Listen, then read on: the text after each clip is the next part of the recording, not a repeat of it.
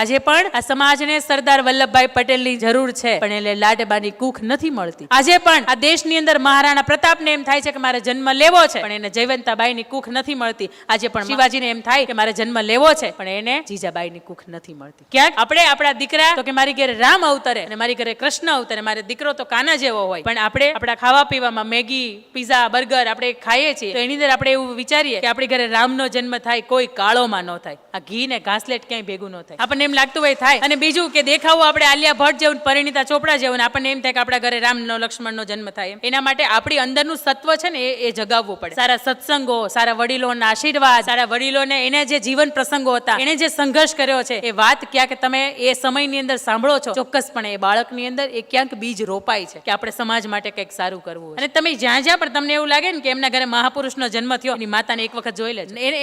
એની ઉપર કઈ તમે ટીકા ટિપ્પણી કરી શકો એવું શક્યતા જ નથી.